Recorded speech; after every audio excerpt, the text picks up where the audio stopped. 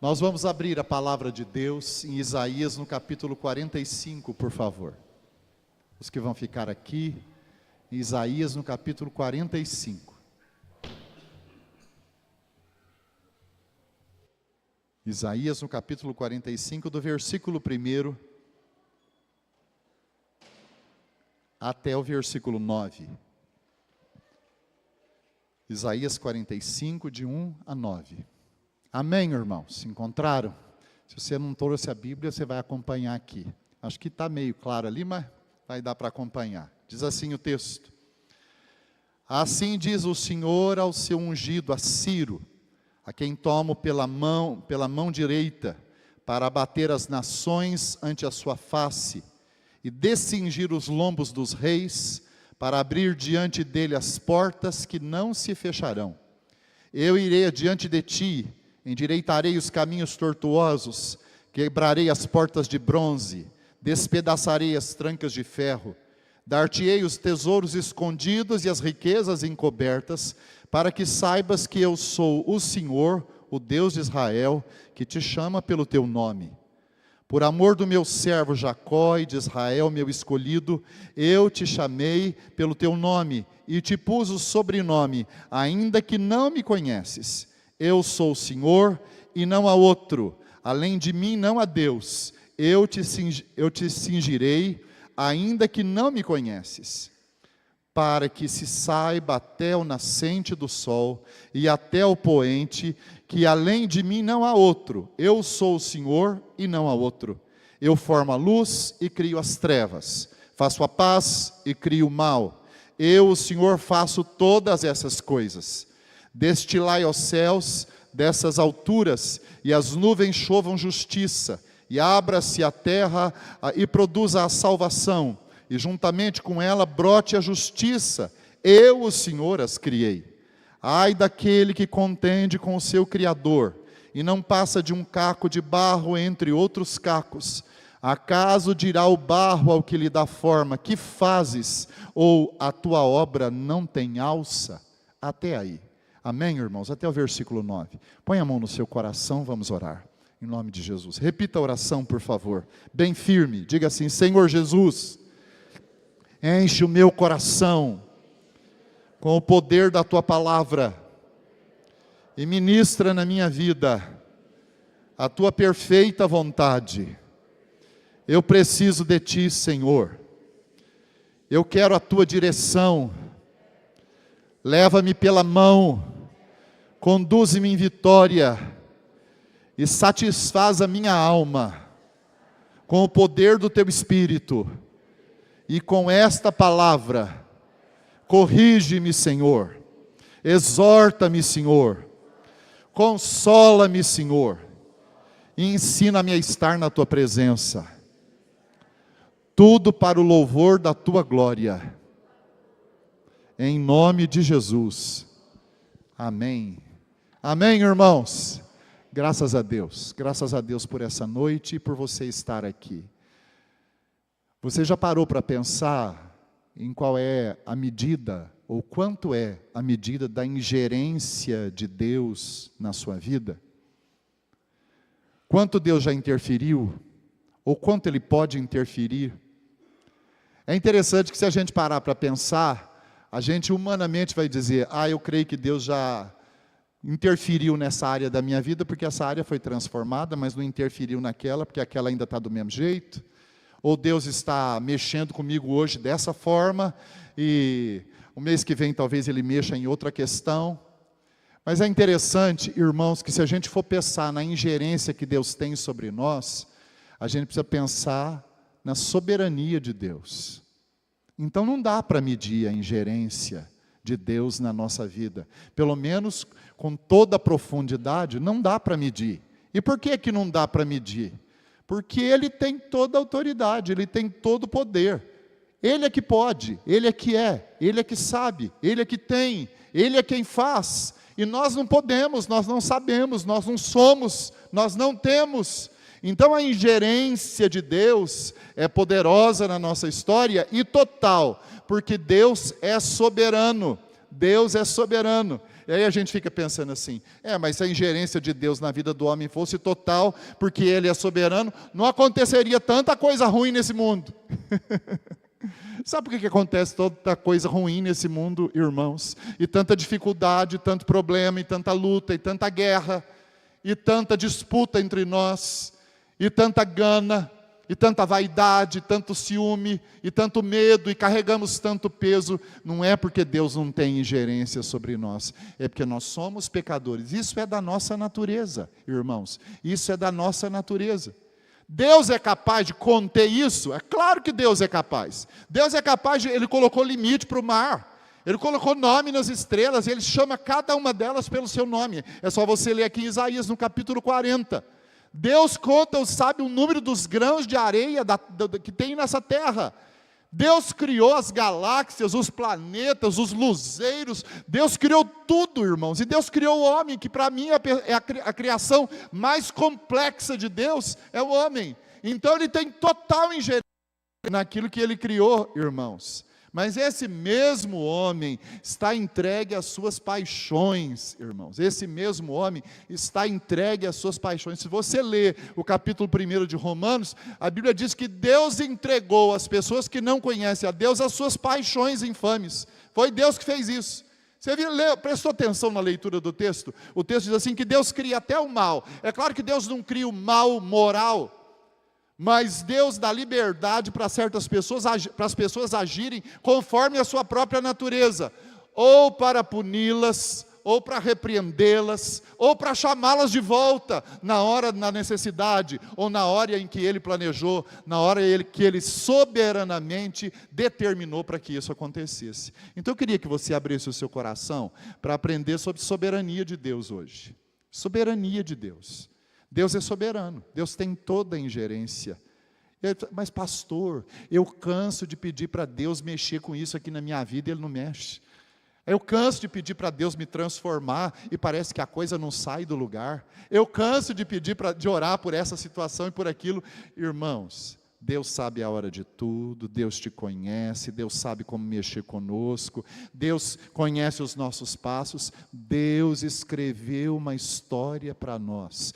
Todas as nossas lutas, todas as nossas tragédias, todas as nossas vitórias, todas as nossas realidades estão escritas e determinadas, quando nenhuma delas havia ainda, porque cada um dos nossos dias está na mão do Senhor. Cada um dos nossos dias está na mão do Senhor. Então por que Deus não faz assim? Ou por que Deus não faz assado? Ou por que Deus não mexe ali? Ou por que Deus não toma providência colar? Pergunta para Deus quando você chegar lá no céu. Pergunta isso para Ele. Por que Ele não fez do jeito que você imaginou? Do jeito que você achava bom? Queridos, nós somos caco de barro, diz o texto. E o caco de barro não pode dizer para o oleiro, porque me fizesse assim, ou porque me fizesse sem alça. Então faz parte da soberania de Deus e do entendimento da soberania de Deus, submissão daqueles que são criaturas de Deus, ou que são filhos de Deus. Então eu queria que você abrisse o seu coração para isso, em nome de Jesus. Parece uma situação muito complexa, que dá um nó dentro da cabeça da gente. A gente entende que Deus é soberano, mas até onde que isso vai? Até onde que vai a vontade de Deus? E até onde que vai a minha? A minha vontade vai até onde eu não prejudico o plano de Deus. Ah, pastor, mas eu já pequei tanto, eu acho que já prejudiquei tanto o plano de Deus. Você só prejudicou até onde Deus permitiu. Mas por que Deus te permitiu? Para te envergonhar. Para mostrar qual é a qualidade do teu caráter. Para mostrar aquilo que você não tem. Para testar os seus limites. Para mostrar para você quem realmente você é e que medida de dependência você precisa ter para entender a vontade de Deus e a soberania de Deus e se submeter a ela. Então, irmãos, conhecer o Deus soberano é conhecer um Deus que tem as rédeas do mundo na mão. E em primeiro lugar a gente aprende sobre soberania de Deus, que Deus governa a história dos homens. E aqui é uma profecia a respeito de um homem terrível chamado Ciro. Olha que coisa tremenda. Assim diz o Senhor ao meu ungido, a Ciro, a quem tomo pela mão direita, para abater as nações ante a tua face, e de cingir os lombos dos reis, para abrir diante dele as portas que não se fecharão. Deus usou esse homem, que foi um rei terrível e um rei perverso, para tirar o povo de Deus do cativeiro da Babilônia. Então a história dos homens está na mão de Deus. A história não anda ao léu da sorte. As coisas não acontecem por acaso. Não existe acaso no mundo, como não existe acaso, principalmente na vida do cristão. Deus governa a nossa história, Deus dirige a nossa história, Deus controla a nossa história. Aí você fala, mas por que Deus permitiu isso? Olha, irmãos, às vezes a gente não conhece inteiramente a vontade de Deus naquele momento, mas se Deus permitiu, você pode ter certeza que Ele tem um bom motivo para isso. Por quê? Porque Deus nos ama. Porque Deus planejou o melhor para nós, porque o sonho de Deus está sobre nós, porque o plano e o projeto de Deus está em andamento na nossa vida, e nada do que Deus planejou para a nossa história vai dar errado por nossa causa. Amém, irmãos? Amém, irmãos? Ainda que a gente tente atrapalhar Deus em muitas coisas, nada do que Deus planejou para nós vai dar errado, porque o sonho de Deus é realizável, e o sonho de Deus vai se realizar, queiramos nós ou não. Olha, Deus conduziu Ciro para atacar a Babilônia. É interessante que o rio estava baixo, quase seco, e eles entraram pelos portões, debaixo da terra, assim que o rio entrava pelos muros da cidade, e tomaram a cidade, e o povo de Deus escapou de lá, por causa dessa investida de Ciro. E aqui ele chama de Ciro, meu ungido. Ciro, meu ungido, ou seja, eu ungi para essa obra, eu o escolhi para essa obra, eu o designei para essa obra. Então, irmãos, não tem como fugir de um decreto de Deus, não tem como fugir de algo determinado de Deus, não tem como fugir do projeto de Deus para nós. Não tem como dizer não para Deus. Aliás, todos que estamos aqui, todos nós que estamos aqui, e que nos convertemos, e aí a gente bate no peito e diz assim, eu me converti tal dia assim, quando eu me encontrei Jesus, e você pode ter certeza, que a gente pode bater no peito de felicidade e de alegria, mas não de orgulho por isso, porque a gente não encontrou ninguém. Quem nos encontrou foi o próprio Deus, foi Ele que nos achou. Amém, irmãos? Foi Ele que nos achou. Foi Ele que nos tirou da onde nós estávamos, foi Ele que nos arrancou do lamaçal de pecado, nós não tínhamos como sair de lá, e se dependesse da nossa vontade, nós estaríamos lá atolados até hoje, porque sem a unção do Espírito Santo, a presença do Espírito Santo, a gente não consegue dizer não para o pecado, e nem desejar coisa melhor que o pecado. E mesmo depois de conhecer Jesus, isso ainda é uma grande luta dentro do coração de cada um de nós. Amém, irmãos? É ou não é? Uma grande luta para crucificar a carne, para matar o pecado, para fazer a vontade de Deus, porque para isso Deus nos chamou para ser parceiros dEle. Deus nos chamou e nos deu toda a graça, toda a unção, toda a capacitação, deu a palavra, deu a oração, deu o jejum, mas isso só vai funcionar na nossa vida se nós nos rendermos, e Ele vai nos constrangendo aos poucos, né? O que você não orou hoje, irmão, você vai orar na hora que a coisa estiver mais apertada. O que você não clamou hoje, você vai clamar a hora que o parafuso estiver mais apertado. Aquilo que você não buscou hoje, você vai buscar da parte de Deus lá na frente, na hora que Deus afunilar o seu caminho e não tiver para onde fugir. Não tiver para onde fugir. Então a gente fica pensando assim, então vamos deitar e descansar, deixa Deus fazer, porque Ele faz tudo mesmo, Ele é o soberano mesmo, Ele é o Senhor mesmo, né? Então deixa Deus fazer o que Ele quiser. Essa não é uma atitude de quem conhece a soberania de Deus. Porque se a gente conhece a soberania de Deus, do mesmo jeito que Ele levantou Ciro como seu ungido, um homem terrível e perverso como seu ungido, para um propósito do qual ele não podia resistir, ele foi fazer aquilo que Deus determinou, porque Deus tocou no coração dele, com muito mais facilidade, irmãos, com muito mais dependência, com muito mais alegria, nós vamos nos submeter, nós que temos o Espírito Santo, vamos nos submeter à vontade do Senhor. Amém, irmãos? Amém, irmãos? E nós precisamos abrir o coração para isso. Entender a soberania de Deus é isso. É entender que não tem como resistir. Que mais dia, menos dia, Deus faz a gente chegar lá. Mais dia, menos dia, na nossa história está marcado um momento de transformação para nós, de santificação para nós, de cura da nossa alma. Nós vamos nos encarar diante de Deus. Cada dia Deus vai nos empurrando para essa realidade. Eu me converti há mais ou menos um pouco mais de 40 anos, né? E é interessante que muita coisa mudou na minha vida de lá para cá. Mas, queridos, mudou não é porque eu sou bom. Mudou porque Deus é bom. E porque Deus cuida de mim. E porque Deus tem planos para mim. É interessante que eu não sou tudo aquilo que Deus planejou que eu fosse ainda. Mas eu não sou mais o homem que se converteu em 1981 com 18 anos. Eu não sou mais aquele homem. Eu não sou o melhor homem, mas eu não sou mais aquele homem que Deus alcançou lá no ano de 1981, e que se batizou e fez profissão de fé no dia 18 de fevereiro de 1981. Eu não sou mais aquele homem. Por quê, irmãos? Porque eu desejei ardentemente, com todo o meu coração, fazer a vontade de Deus. Eu desejei, mas sabe por que eu desejei? Porque Deus me constrangeu. Deus me constrangeu a isso. Deus me constrangeu a ser marido, me constrangeu a ser pai, me constrangeu a ser pastor, me constrangeu a fazer aquilo que até nem eu tinha planejado e que eu nem queria para mim. Quando Jesus me converteu, irmãos, eu não queria ser crente. Aliás, se tinha uma coisa que eu não gostava, era de crente. Porque tem crente que faz questão de ser chato, não é verdade? Faz questão de ser chato.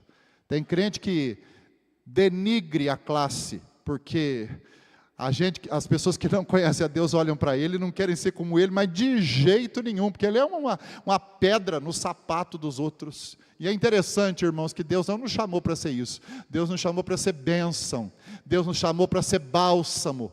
Deus não nos chamou para obrigar ninguém a fazer nada. Deus nos chamou para dizer que tem um Deus soberano que governa a nossa vida, e se Deus cismou com você, não há quem vá tirar da cabeça dele esse desejo de pegar você, e de atrair você, de converter o seu coração, de mudar a sua história, e de usá-lo do jeito que ele quiser, no plano dele, no propósito dele, para a glória dele, mas para o seu bem. Geralmente, alguns crentes dizem assim, mas se Deus fizer toda a vontade dele na minha vida, será que eu vou gostar? Será que eu vou querer? Pastor, eu estou orando para Deus me dar uma namorada. Mas será que Deus vai me dar uma namorada do jeito que eu gosto? Eu estou orando para Deus me dar uma mulher. Será que Deus vai me dar uma mulher do jeito que eu gosto? Olha, eu não sei se é do jeito que você gosta, ou do jeito que você planejou, mas vai ser na medida para a sua transformação, porque é para isso que a gente casa, para ser transformado, e não para ser feliz. Ser feliz é depois da gente ser transformado. Depois que a gente é transformado, a gente é feliz. Mas enquanto isso não acontece, casamento é uma dureza, irmãos. Casamento é uma luta. Casamento é uma dificuldade tremenda. Eu não sei como é que foi com você, mas comigo foi difícil. Não é porque a Rebeca é ruim, mas é porque eu sou muito ruim, e eu sei disso. Então eu tive que encarar meus pecados, encarar as minhas mazelas, encarar a minha chatice, e até hoje a coitadinha luta com algumas coisas que ainda não foram transformadas, e suporta outras que ainda não mudaram. Mas por que não mudaram? Por que eu não quero? Porque eu quero fazer a minha mulher sofrer? Ou porque eu não quero que mude? Não. É porque Deus vai mudar na hora certa. Amém, irmãos? Amém? Os casados dizem amém? Amém. Deus vai mudar na hora certa. E você precisa ter paciência para esperar Deus mudar. Tem marido que quer mudar a mulher. E tem mulher que quer mudar o marido. Mas que luta desgraçada, inglória. Não vai conseguir. Você não é capaz dessa façanha de mudar o seu marido. Você não é capaz dessa façanha de mudar. Mas você não é capaz mesmo. E ainda que você implore de joelho para sua mulher mudar, e ainda que ela implore de joelho para você mudar, isso não vai acontecer se o Espírito Santo não tocar. Agora, tem uma coisa que você pode pedir que vai acontecer para o Deus. O soberano está babando assim, esperando você fazer essa oração. Deus, me transforma em alguém que abençoe o meu marido. Me transforma em alguém que abençoe a minha esposa. Transforma a mim, Senhor. Deus está babando, esperando você fazer essa oração. Você vai ver que guinada que vai dar a sua vida. Você vai ver que guinada que vai dar a sua história. Mas enquanto você pensar só no seu bem-estar, a soberania de Deus vai ser uma coisa louca para você. Enquanto você só pensar na sua felicidade, na sua paz e na sua alegria, e que tudo corra bem para você, a soberania de Deus vai ser uma coisa escandalosa para você. Enquanto você mantiver o orgulho de que Deus tem vontade, mas que nós temos também, e que vai ter uma hora que a gente vai mandar Deus ficar quieto e Ele vai ficar, enquanto você pensar assim, soberania de Deus vai ser uma coisa esquisita demais para você aceitar. Irmãos, o Criador do céu e da terra não recebe ordem de ninguém. O Criador do céu e da terra, Ele vive, Ele está na eternidade e aqui na terra, Ele vive entre nós para mandar em nós, Nós somos servos do Deus Altíssimo, amém, irmãos? Ele existe para mandar em nós. Então, esse Deus soberano quer curar nossa alma adoecida pela tragédia do pecado. E Ele vai fazer isso. Ele vai fazer isso conosco, irmãos. Ele vai nos empurrar para essa transformação. Ah, eu escolhi isso hoje, mas hoje eu não quero mais isso. Eu quero aquilo outro. Quem pensa que está escolhendo sozinho, está sendo empurrado por uma armadilha onde Deus vai te pegar. Onde Deus vai te pegar e fazer com você, com todos nós, aquilo que Ele sonhou e aquilo que Ele tem como propósito. Então abra o seu coração para isso. O nosso Deus é soberano, porque Ele é Senhor da história dos homens. Do homem mais humilde, até o homem mais rico, mais influente, mais poderoso da história. Daquele que contribuiu com quase nada aos nossos olhos, até aquele que deu uma grande contribuição para a humanidade. Não importa, o Deus soberano nos escolheu para um propósito determinado, para o qual nós precisamos abrir o entendimento, e a gente só vai ter esse entendimento quando a gente tiver conhecimento de Jesus Cristo, e conhecimento da sua palavra. A resposta para todas essas coisas na Bíblia, a Bíblia é o poder de Deus, o Evangelho é o poder de Deus. Hoje eu escolhi Isaías para pregar aqui, porque Isaías é o escritor do Velho Testamento mais evangélico que existe, porque é o livro profético que mais falou de Jesus. Então eu queria que você entendesse isso, nesse capítulo mesmo ele vai falar de Jesus no final. Então você precisa entender isso, que é em Cristo que as coisas se resolvem, que é em Cristo e na soberania de Cristo na nossa vida, do Deus eterno, Pai, Filho e Espírito Santo, que as coisas se resolvem. Outro dia, conversei com uma pessoa, e ele falou, é muito meu amigo e tudo, só que ele é espírita, e ele falou para mim assim, então pastor, graças a Deus que eu sou espírita. Eu falei, é mesmo, graças a Deus. É por causa de Deus que você é espírita, porque a hora que Deus não quiser mais, você não vai mais ser espírita, você pode ter certeza disso. Ele falou, que isso pastor? Que isso pastor? Quer dizer que eu vou deixar minha religião, porque Deus vai? Eu falei, Deus vai, Deus vai. Se você tem coragem de conversar com o pastor e falar uma barbaridade dessa, é porque Deus vai, e eu estou orando por você, e Deus vai fazer mesmo, Deus vai fazer, porque Deus, irmãos, quando tem um plano, não muda de ideias. Deus não muda de ideia. Nós mudamos de ideia, nós mudamos de gosto. Hoje nós queremos, amanhã nós não queremos mais, mas Deus não muda de ideia. Aquilo que Ele tem preparado para nós, nós não vamos escapar dessa realidade. Amém, irmãos? Mas está um amém muito fraco. Amém, irmãos? Amém, amém mesmo. Não tem jeito de escapar. Mesmo que você não queira. Essa semana o pastor Gustavo esteve lá em casa. O Gustavão, que é nosso filho, que a igreja mandou para o seminário, e que é pastor da igreja presbiteriana da Vila Mariana, né? E ele já contou aqui a história deles, mas para quem não se lembra, eu vou repetir. Ele contou a história do pai e da mãe dele aqui para nós. E o pai e a mãe dele viveram a vida inteira casados e brigando. Brigaram a vida inteira. Mas brigaram a vida inteira. Nunca se deram bem. Nunca. Tiveram 4 filhos, 4 meninos. Mas nunca se deram bem. Aquela coisa, aquela degladiação completa e total, né? E depois, quando os filhos já estavam tudo fora de casa, tudo casado, tudo resolvido, eles decidiram se separar. E se separaram.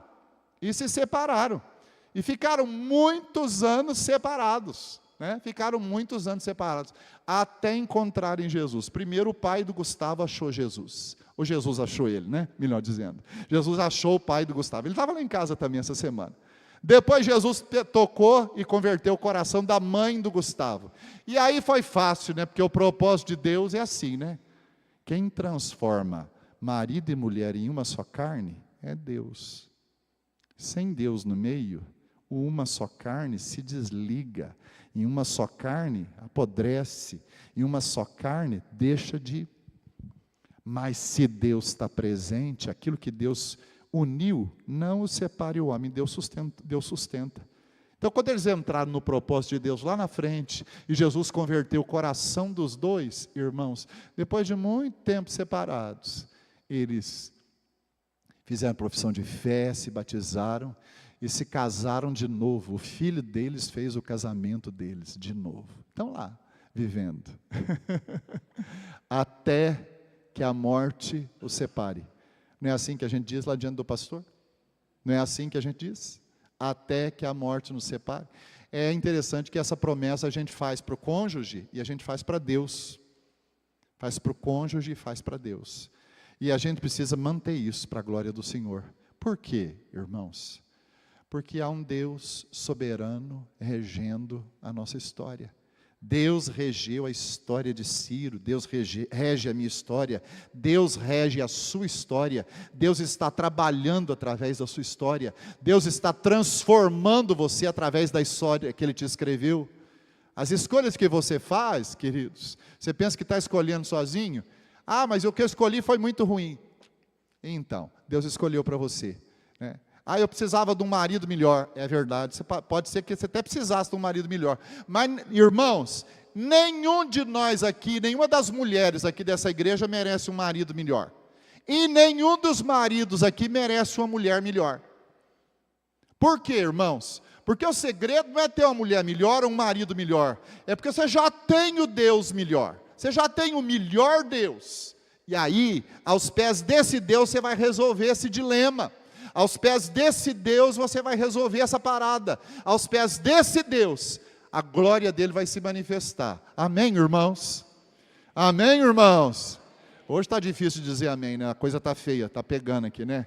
Está difícil para os homens dizer amém, está difícil para as mulheres dizerem amém. Não, pastor, mas eu sou muito bem casado, sou muito feliz com a minha mulher. Glória a Deus, você entendeu? Ah, pastor, mas eu, graças a Deus, sou muito bem casada, meu marido é ótimo para mim. Glória a Deus, minha irmã, glória a Deus, dê graças a Deus, dê graças a Deus.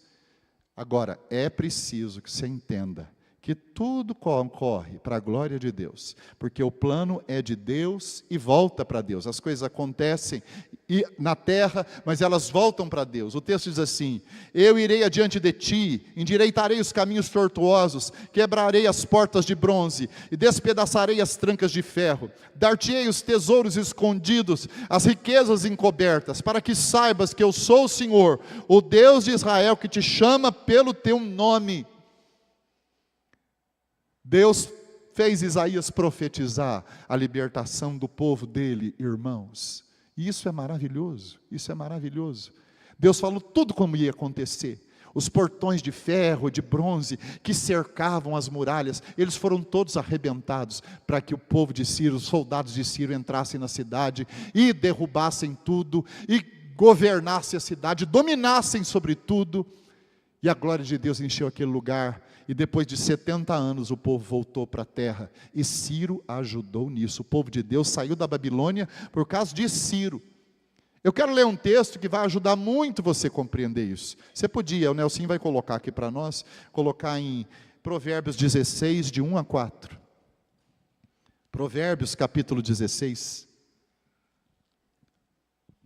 Eu não vou nem explicar, só vou ler. Então preste bastante atenção. Você vai entender direitinho a soberania de Deus. Provérbio capítulo 16, de 1 a 4, diz assim: o coração do homem pode fazer planos, mas a resposta certa dos lábios vem do Senhor. O duro é que a gente não espera a resposta de Deus, a gente vai fazendo, né? O texto vai dizer: o coração do homem pode fazer planos, mas a resposta certa dos lábios vem do Senhor. Todos os caminhos do homem são puros aos seus olhos, mas o Senhor pesa o espírito. Confia ao Senhor as tuas obras, e os teus desígnios serão estabelecidos. O Senhor fez todas as coisas para determinados fins, até o perverso para o dia da calamidade. Entendeu, irmão? Você entendeu, minha irmã? Deus fez tudo para os determinados fins, até o perverso para o dia da calamidade. Isso não te deixa assustado? Isso não te deixa assombrado com a autoridade e com a soberania de Deus? Isso não te deixa escandalizado? Às vezes eu fico escandalizado com as coisas que Deus diz. Então o Senhor é responsável por isso? É, irmãos. Aí você fala assim, mas Senhor, isso é coisa de homem. Não pode colocar na conta de Deus. Não porque Deus tem as costas largas, mas porque Ele domina sobre todas as coisas. Amém, irmãos? Amém, irmãos? Deus podia impedir certas coisas de acontecer, não podia? Mas tem coisas que Ele não impede. Por que Ele não impede? É um bom motivo. Anota, vai anotando, faz uma lista. Quando você chegar lá no céu, você pergunta para Jesus. Eu tenho certeza que você não vai ter chance de perguntar. Porque quando você chegar lá, você vai entender isso perfeitamente. Porque o que o nosso pecado não nos deixa compreender claramente aqui, você vai entender completamente quando chegar no céu. Você não vai ter nem coragem de perguntar para Deus por que isso ou por que aquilo. Porque você vai entender que Ele controla todas as coisas. Isso vai se estabelecer dentro do nosso coração enganoso e pecaminoso. A gente precisa compreender isso, irmãos, para poder servir a Deus com ousadia. Deus planejou. Você acredita que sem Deus você estaria aqui na igreja hoje? Sem Deus você seria membro de igreja? Sem Deus você seria salvo? Sem a influência desse Deus poderoso, você teria o céu? Quem abriria a porta do céu para você? Jesus é a própria porta. Quem daria para você um lugar? Quem prepararia para você um lugar nos céus?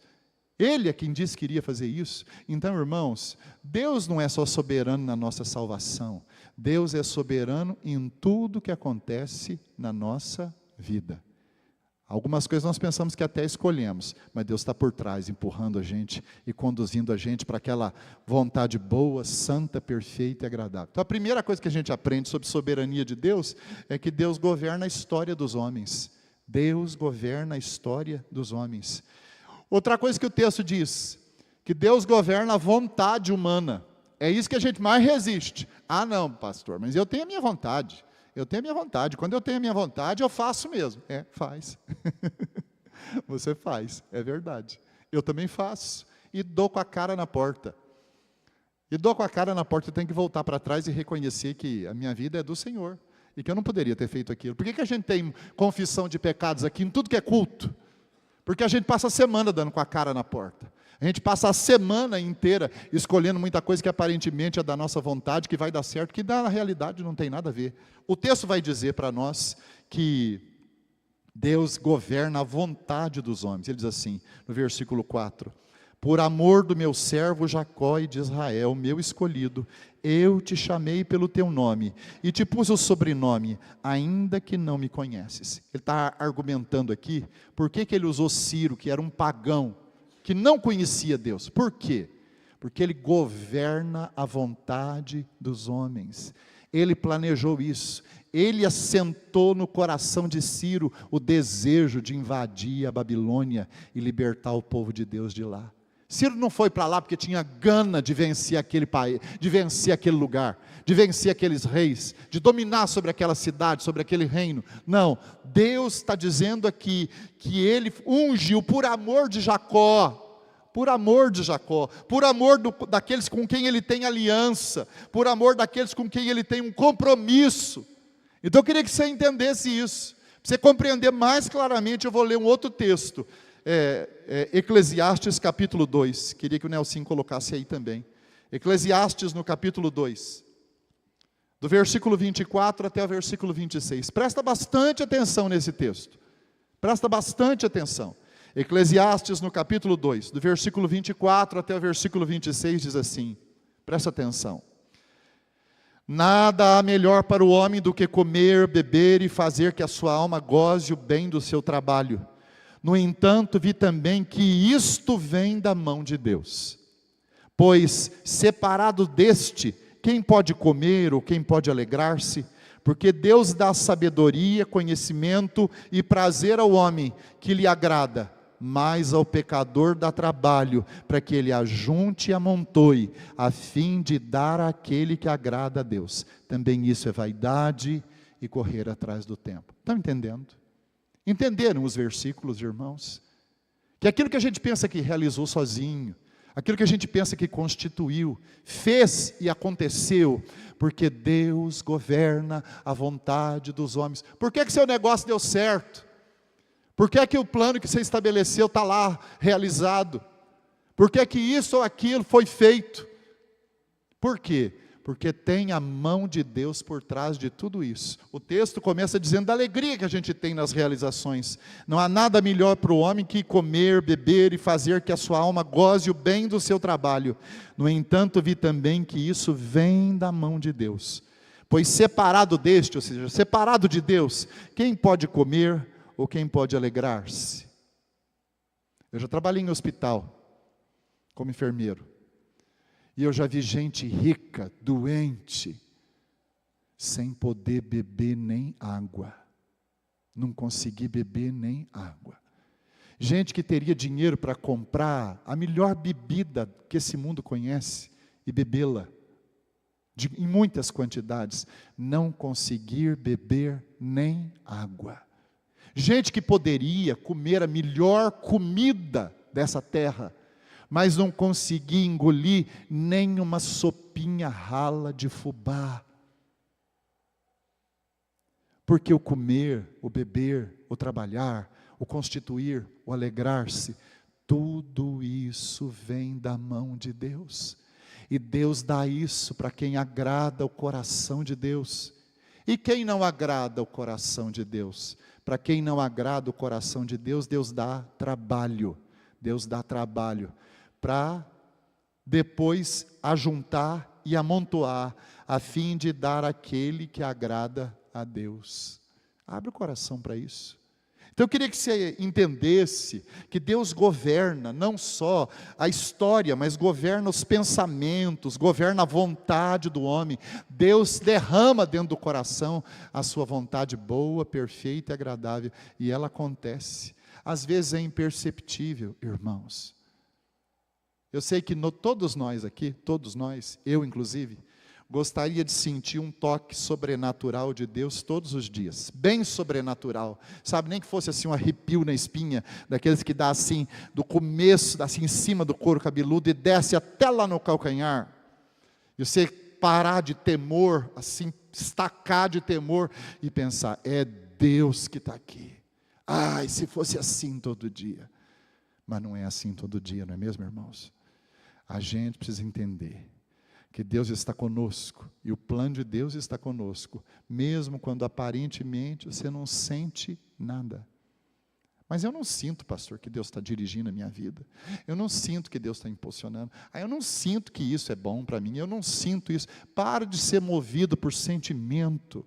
A gente é movido por fé, por certeza, e é movido pela palavra de Deus. Isso que você quer fazer é da vontade de Deus. Deus mandou você fazer? Se Deus mandou você fazer, faça rápido, porque a gente tem que ter obediência pronta. Agora, se Deus não mandou você fazer, não faça. Não faça, porque lá na frente você vai ter que encarar a sua realidade e o próprio Deus.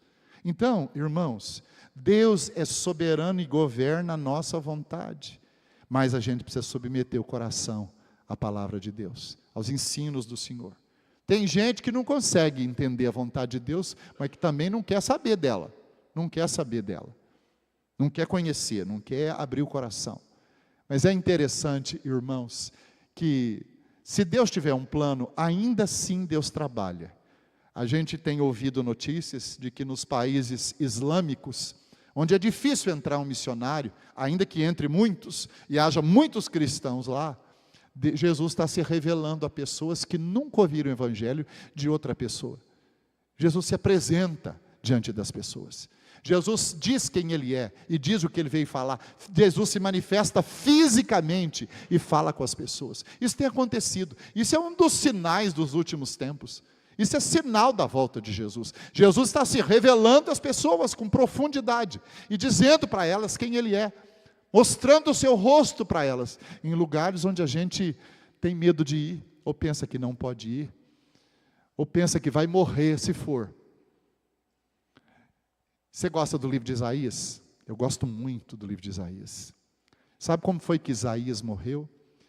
Isaías morreu no reinado de Manassés, que mandou colocar o profeta dentro de um toco oco e o cerrou no meio. Foi assim que Isaías morreu. A gente fica pensando, mas do que adianta servir a Deus e morrer desse jeito? Que coisa terrível, que modo terrível de morrer. Quer dizer que foi vontade de Deus, que Isaías fosse cerrado no meio, depois de ter sido colocado dentro de um toco oco. Irmãos, para Deus não importa o jeito que a gente vai morrer. Quantos de nós não somos colocados dentro de um toco oco, mas o carro bate lá e a gente é espedaçado em 1000 pedaços lá no meio da estrada? Não foi cerrado dentro de um toco oco, mas morreu lá, no meio da estrada, morreu no acidente, explodiu uma bomba, é alguma coisa assim. Eu queria dizer para você que não importa para Deus o jeito que a gente morre, importa para Deus o jeito que a gente vive. O jeito que a gente vive glorifica a Deus. E o jeito que a gente morre também glorifica a Deus. Eu fico pensando, com qual tipo de morte eu vou glorificar a Deus? Se as coisas continuarem assim, talvez eu veja a volta de Jesus. E para eu ver a volta de Jesus, eu vou ter que passar pela grande tribulação. E na grande tribulação, os primeiros a morrer, com certeza, vão ser os pastores. E eu quero ver isso de perto. Eu quero ver isso de perto. Você pensa que eu tenho medo disso? Eu não tenho medo. Porque eu sei que a graça de Deus vai estar comigo. E eu queria que você entendesse isso. Nós estamos chegando no fim, irmãos. Nós estamos chegando no fim. Jesus está voltando. E nós precisamos parar de nos importar com coisas que inquietam o coração de quem não conhece a Deus. O que é a vossa vida, diz o Senhor? Vocês valem muito mais do que os pardais. Se Deus cuida dos pardais, vai cuidar de você também. Então eu vou ter uma morte quentinha no meu quarto, ou no quarto de hospital, cercado dos meus filhos, com os melhores cuidados médicos e principalmente com bastante sedação para eu não sentir dor. Não sei se vai ser assim.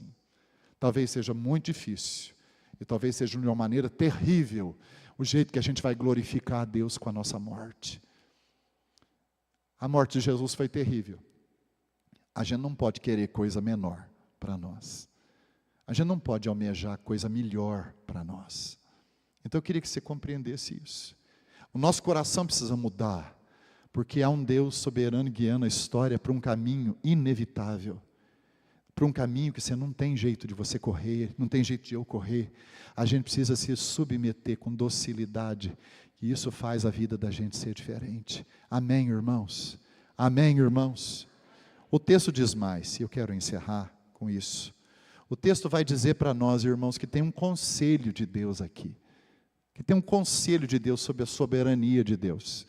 E é interessante que no versículo 9, começa com essa realidade aqui. É um ai daquele.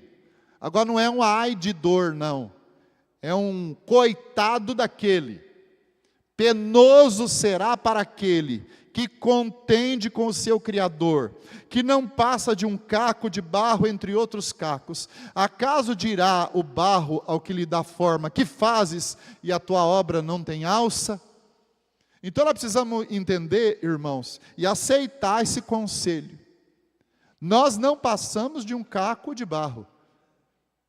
E ainda não fomos transformados em cacos, porque a tribulação ainda não chegou. A doença ainda não nos atingiu. A velhice não chegou para a grande maioria de nós, mas nós podemos ser transformados em cacos de barro, porque nós somos vaso de barro, onde Deus derramou sua glória e o seu poder. Nós precisamos tremer diante dessa realidade. Temer e tremer diante dessa realidade. Sabe como quem carrega um perfume precioso? Como quem carrega um tesouro maravilhoso, dentro do coração de cada um de nós foi derramado algo que nós não merecemos, a presença do Espírito Santo, a presença do próprio Deus. E a gente tem que temer a isso, e parar de brigar com Deus, parar de contender com Deus, parar de dizer para Deus, Senhor, por que isso não aconteceu assim? Por que não é daquele jeito? Por que não é do outro? Por que, Senhor? Por quê? Por quê? Para começar, quem é soberano não precisa explicar nada. Deus precisa explicar alguma coisa? Não, Deus não tem que explicar. Mas a grande maioria das coisas, a Bíblia explica. E sabe, a Bíblia explica a realidade mais importante que a gente tem que viver nessa vida. Um assunto que é esgotado na Bíblia é como Deus pode chegar ao homem, como Deus pode tocar no homem, como Deus pode salvar o homem, como a gente pode se render a Deus, e como a nossa vida pode glorificar a Deus. Queridos, isso é maravilhoso. Esse é um assunto que se esgota na Bíblia. Ele é largamente produzido nessas páginas aqui, no livro de Isaías, em todos os livros da Bíblia. Então a gente não tem como não entender, não tem como não se submeter. A gente precisa entender a graça do Deus soberano. É um Deus gracioso conosco. O soberano age com um propósito. Então o caco de barro se coloca no propósito. Eu vou dizer qual é o propósito. Onde que está o propósito de Deus? Olha o versículo 4, eu vou ler de novo. Versículo 4, por amor do meu servo Jacó e de Israel, meu escolhido, eu te chamei pelo teu nome e te pus o sobrenome, ainda que não me conheces. Olha o propósito que Deus tinha para Ciro, por causa do escolhido de Deus que era Jacó, que depois seria Israel, e que seria um povo incontável. Nós somos os herdeiros dos israelitas. O versículo 6, para que saiba até o nascente do sol, até o poente, que além de mim não há outro, eu sou o Senhor, e não há outro. Este é o propósito. Olha o que diz o versículo 13 do texto. Eu na minha justiça suscitarei a Ciro, e todos os meus caminhos e todos os seus caminhos endireitarei. Ele edificará a minha cidade e libertará os meus exilados, não por preço, nem por presentes, diz o Senhor dos exércitos. Então há um propósito, eu vou realizar o meu propósito. E os cacos de barro que somos nós, os vasos que somos nós temos que estar à disposição, irmãos. Vamos parar de lutar pelas nossas coisas e começar a viver à disposição da vontade de Deus, ao propósito de Deus. No capítulo anterior, no versículo 24, diz assim: assim diz o Senhor que te redime, o mesmo que te formou desde o ventre materno. Eu sou o Senhor que faço todas as coisas, que sozinho estendi os céus e sozinho espraiei a terra. Você quer ver mais? Que desfaço os sinais dos profetizadores de mentira, enlouqueço os adivinhos, que faço tornar atrás os sábios, cujo saber converto em loucuras, que confirmo a palavra do meu servo, e cumpro o conselho dos meus mensageiros, que digo de Jerusalém, ela será habitada, e da cidade de Judá, elas serão edificadas, e quanto às suas ruínas, eu as levantarei. Irmãos, isso tudo que foi profetizado, já aconteceu. Já aconteceu, nós somos prova viva de que isso já aconteceu. Já existe o Estado de Israel. Há quantos anos? Então eu queria que você abrisse o seu coração para isso, abre um entendimento para isso. Vou encerrar lendo no capítulo 45, do versículo 22 ao versículo 25. Para você entender que há um propósito, na mão desse Deus soberano, nossa vida tem um propósito, e que a gente precisa aceitar o conselho de Deus e parar de brigar. O caco tem que parar de brigar com o oleiro. O vaso tem que parar de brigar com o oleiro e se render. Versículo 22, Deus diz assim, preste atenção. Olhai para mim e sede salvos, vós todos os termos da terra, porque eu sou Deus e não há outro. Por mim mesmo tenho jurado, da minha boca saiu o que é justo, e a minha palavra não tornará atrás. Diante de mim se dobrará todo joelho, e jurará toda língua. De mim se dirá, tão somente no Senhor a justiça e força, até ele virão e serão envergonhados todos os que se irritarem contra ele. Agora para nós é o versículo 25. Mas no Senhor será justificada toda a descendência de Israel, e nele se gloriará. O Deus soberano, irmãos, é o Deus salvador, e é nisso que consiste a nossa vitória.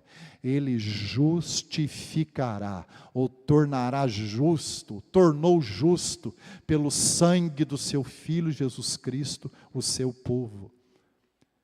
Nós fomos salvos por um Deus soberano, que fez a justiça que precisava pesar em nós, pesou sobre os ombros do seu Filho. O castigo que nos traz a paz está sobre Jesus.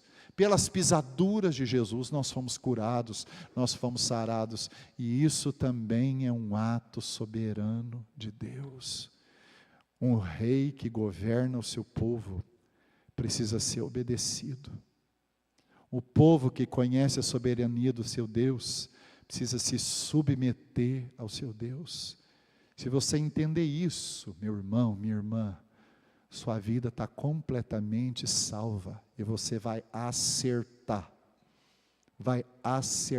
com a história de Deus, acertar o plano de Deus, acertar a vontade de Deus. É muito mais que ganhar na Mega Sena, é muito mais que ser muito rico, é muito mais que ter saúde plena, é muito mais que qualquer coisa que possa existir nessa vida, porque isso que Deus, o soberano, inaugurou na nossa história, salta para a eternidade, não fica nesse mundo aqui, onde a gente vive 70, 80 anos, e o que passa disso é canseira e enfado, diz a palavra de Deus. Outro dia eu estava conversando com uma pessoa bem idosa, mas bem idosa mesmo. Ela disse assim: pastor, eu estou cansada, também já são mais de 90 anos, muito mais de 90 anos, quase 100 anos. Então eu queria que você entendesse, irmãos, se Deus permitir que você viva 100 anos nessa vida, quando você olhar para trás, como é que você vai medir a ingerência dele sobre você? O quanto ele trabalhou, o quanto ele fez, o quanto ele curou, o quanto ele transformou, o quanto ele libertou, o que é que mudou nesses 100 anos caminhando com Jesus? Eu fico pensando que se a gente entender que Deus é soberano e que se a gente parar de brigar com Deus, a gente vai estar lá no final, muito feliz e realizado, esperando a volta do Senhor ou a nossa morte. Porque às vezes a gente não começa bem algumas coisas, mas a gente pode terminar bem. Amém, irmãos? E Deus quer que você termine bem. A Bíblia diz assim: ser fiel até a morte. Está muito fraco esse negócio, vocês precisam ler a Bíblia. Ser fiel até a morte, e dar-te-ei a coroa da vida. A coroa da vida eterna, que valor ela tem para você? Os dons e os bens celestiais, quanto eles importam para você? Quantas vezes por dia você se lembra que você está na terra só de passagem, mas que você é cidadão dos céus? É nisso que a gente tem que pensar. Quem serve ao soberano entende essas coisas, e é mais do que feliz, é felicíssimo. Um dos crentes mais piedosos que eu conheci na minha vida, conheci muitos, mas um dos mais piedosos foi o irmão Sebastião. O irmão Sebastião frequentou essa igreja aqui por muito tempo. O irmão Sebastião teve uma infecção generalizada no final da vida dele. Uma infecção que começou de um problema na perna, deu uma infecção na pele da perna, e aquilo minava pus e líquidos e sujeira, e não teve jeito, ele morreu em decorrência dessa enfermidade. E aí eu fui visitar o irmão Sebastião quando ele estava aqui ainda, depois ele foi levado para o Vale do Paraíba, para um hospital melhor, mas ele ficou aqui quando eu fui visitá-lo. Aquilo devia doer demais, mas doer demais. Aquela infecção interna na pele, aquilo também se esparramou pelos órgãos, e ele ao invés de gritar, ai, ai, está doendo, ele ficava assim: ah, glória a Deus, ah, glória a Deus, ah, glória a Deus, ah, glória a Deus. Irmãos, isso soou dentro da minha alma, esse glória a Deus soou dentro da minha alma. Porque quando está tudo bem e a gente ouve a pessoa dando glória a Deus, a gente se alegra com ela e a gente diz, está tudo bem, está tudo bem. Mas quando a gente vê alguém morrendo, e dizendo glória a Deus, glória a Deus, glória a Deus. Eu assisti à morte de uma outra irmã, aqui da nossa igreja, Dona Conceição. Dona Conceição piedosa, uma mulher de Deus, vinha de cadeira de rodas para a igreja. O Milton, marido dela, trazia ela para a igreja de manhã e à noite, na cadeira de rodas. E ela entrava aqui. Toda oração que a Dona Conceição fazia, terminava assim: Senhor, abençoa os jovens da tua igreja, enche a tua igreja de jovens, cuida dos jovens da tua igreja. Irmãos, isso está ressoando no altar de Deus até hoje, eu tenho certeza disso. E a Dona Conceição também teve um problema de infecção generalizada, e ela ficava assim, faltando ar, faltando fôlego, e dizendo assim: Jesus, oh meu Jesus, oh meu Jesus, oh Jesus, glória ao teu nome, Jesus, glória ao teu nome, Jesus. E foi ficando de fraquinho, fraquinho, fraquinho, até morrer.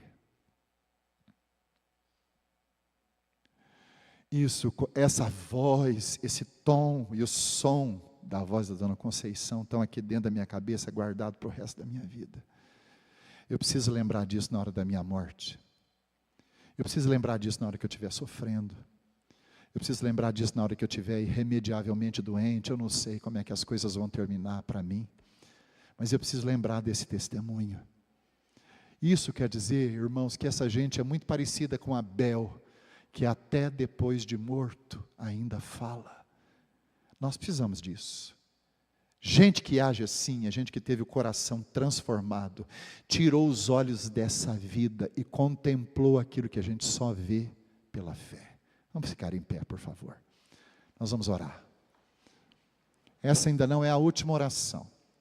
É oração para você pedir para essa palavra assentar no seu coração. Eu fiquei com muito temor de pregar isso, não porque eu tenho medo de pregar a Bíblia, mas com medo de que alguém não entendesse completamente essa mensagem da soberania de Deus. Eu sei que muita gente luta com isso, e luta porque acha que pode decidir alguma coisa sozinha, ou que pode decidir alguma coisa sozinha. Eu quero dizer para vocês, para mim, para o meu próprio coração, eu não posso nada sozinho. E eu quero que você coloque o seu maior dilema hoje no altar do Senhor, seja ele qual for. Eu sei que todos nós temos dilemas, coisas para serem resolvidas dentro da nossa alma, coisas contra as quais nós lutamos e parece que não tem jeito. Eu queria que você colocasse o seu dilema no altar do Senhor nessa noite, e que você dissesse: oh Deus soberano, o Senhor pode tudo, então põe uma gota do sangue do teu filho aqui nessa realidade e isso vai mudar. Seja qual for a situação, e eu vou orar por você agora, amém? Ore ao Senhor. Pai, no nome de Jesus, nós estamos aqui na Tua presença, Senhor, apresentando nossos dilemas no Teu altar. O Senhor é o Deus da vida, e o Senhor é Deus dos mortos. O Senhor é Deus de tudo, o Deus da vida e o Deus da morte, o Deus dos sonhos, o Deus das realizações, o Deus dos planos e das transformações, o Deus da cura, o Deus da libertação, o Deus da mudança, o Deus da ousadia, da fé, o Deus da coragem espiritual, o Deus do milagre, o Deus do sonho espiritual, o Deus do sonho celestial.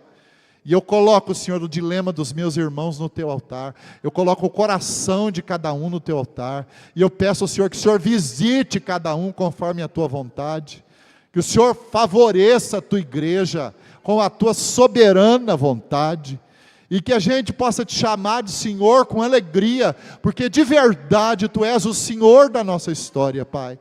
De verdade, o Senhor é o dono da nossa vida, nada foge do Teu poder, e ninguém consegue escapar da Tua mão, e nós estamos aqui apresentando a nossa limitação diante do Teu altar, Pai.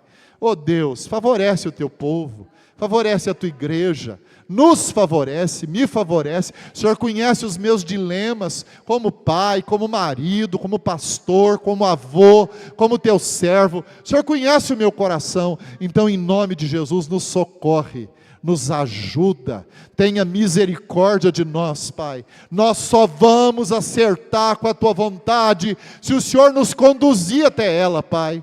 Então tenha misericórdia da nossa vida nessa noite, Pai. Visita nossos filhos, visita nossos netos, visita, Senhor, aqueles que fazem parte da nossa casa, aqueles que são agregados na nossa família, aqueles que fazem parte do teu povo, aqueles que são chamados pelo teu nome nessa cidade.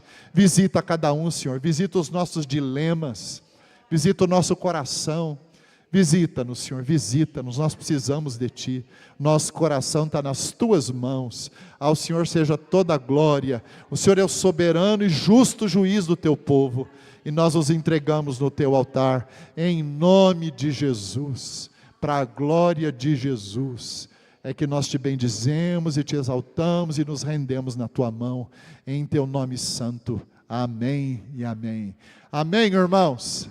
Antes de encerrar esse momento, nós queremos orar por todas aquelas pessoas que vão trabalhar na escola bíblica de férias que começa amanhã aqui na nossa cidade. Vai ser lá na nossa escola, mas os jovens, as pessoas que vão trabalhar, venham aqui à frente, nós queremos orar por vocês, todos os que vão trabalhar com as crianças na escola bíblica de férias.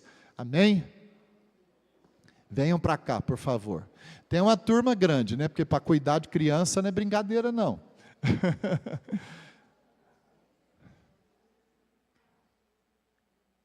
Tem algum outro recado, Taline? Não.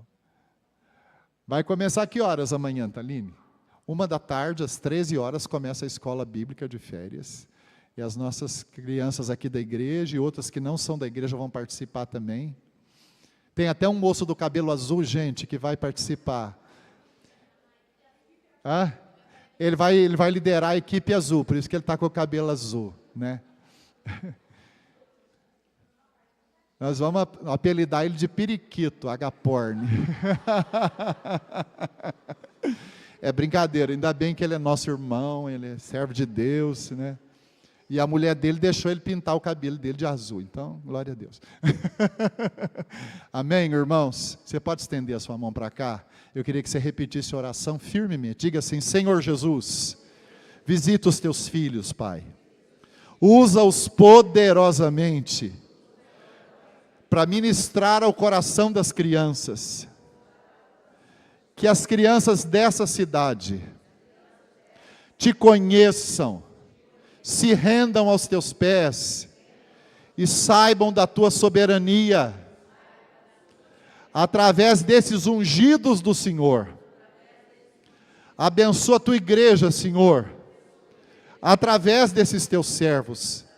Levanta o Teu nome, Pai, e que a escola bíblica de férias seja uma bênção para a glorificação do Teu nome e para a salvação de almas.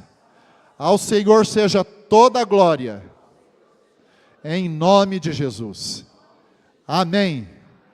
E agora, irmãos, que a graça maravilhosa do Senhor Jesus Cristo, o amor de Deus, o nosso Pai, a virtude, a consolação, o poder e a unção do Espírito Santo, repouse sobre a sua vida, sobre o povo de Deus esparramado sobre a face da terra, até o dia da volta de Jesus, quando estaremos vivendo com Ele pelos séculos dos séculos. Amém e amém. Vamos nos abraçar com a paz do Senhor. Amém? Que Deus abençoe.